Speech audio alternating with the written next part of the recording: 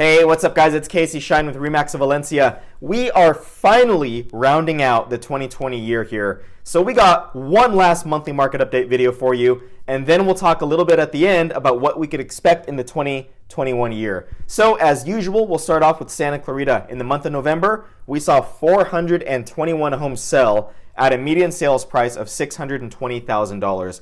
That makes it the sixth consecutive month that we have a record high median sales price in the Santa Clarita Valley. And this is surprisingly $100,000 higher than where we were at the beginning of this year. Now compared to last year, this is $60,000 higher year over year. Median days on market, only 7 days, 1 week to get a home sold, compared to last year at 22 days. So we are now 3 times faster. In the San Fernando Valley, we had 1,764 homes sell in the month of November at a median sales price of $699,000. This is $125,000 higher than where we were at the beginning of this year. Compared to last year, it's about $109,000 higher year over year. Median days on market, 2 weeks, 14 days. So it takes a week longer for a home to sell in San Fernando Valley than Santa Clarita. But compared to last year, this is actually about 10 days faster. So let's sum up the 2020 year, one for the record books. But if we're just talking housing and real estate, here's what happened. The year started off with very low inventory, and then COVID happened, making that even worse. Because a lot of people that were ready to sell said, hang on, forget it. We don't want to risk getting COVID because of some buyers that come through our home that got infected. And then interest rates started to drop. 15 times this year, interest rates hit a new record low. So what did COVID do? It further increased the gap between supply and demand. We are now at record low inventory and record high demand. It became the perfect recipe for a seller's market. So what did that end up doing to median sales prices? Well, from the beginning of the year to now, as you heard earlier in the video, we saw median sales prices go up over $100,000. It was a complete opposite of what a lot of people were expecting. Everybody saw the high unemployment numbers, and everyone just started thinking about the last 2008 Great Recession, which was caused by a housing crisis. People didn't think about how drastically different this recession was. So a lot of buyers got priced out of the market because they were waiting for home prices to fall, and that never happened. The complete opposite happened. So in 2021, could we expect prices to finally start falling?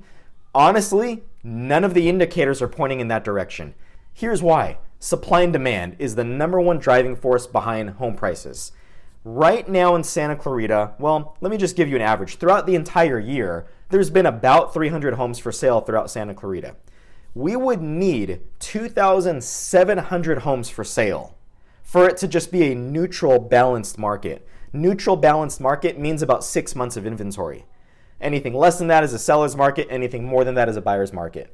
We are at about 1 month of inventory in Santa Clarita right now. So we need 9 times more homes to come on the market in order for this just to be a balanced, neutral market, not even a buyer's market, which is when you see home values really start to fall. In San Fernando Valley, on average, throughout the year, there were about 1,000 homes for sale in any given month.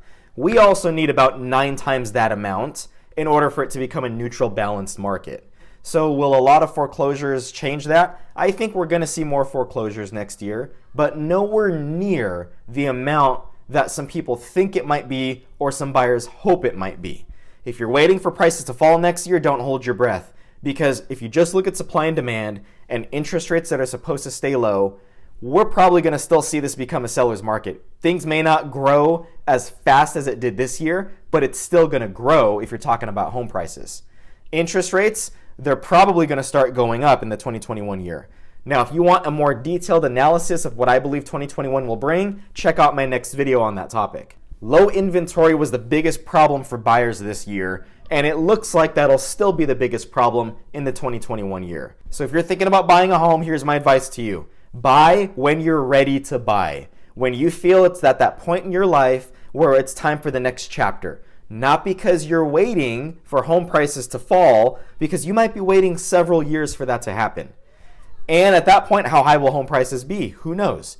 How high will interest rates be? Who knows? All I know is when interest rates are at rock bottom, there's only one direction that they usually can go. then you'll really be priced out of the market. For sellers, when's the best time to sell? Right now, because demand is still very high.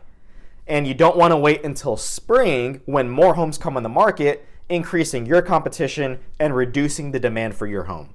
So anyways, enjoy the rest of your 2020 year. It is finally about to be over. Then we can look forward, hopefully, to a more prosperous, more successful 2021 year. Thank you for chiming in. If you liked the video, make sure to like and subscribe to the channel. Click on the bell icon to get notifications when I release the next one. Happy holidays, happy new year, and I will see you at the next video.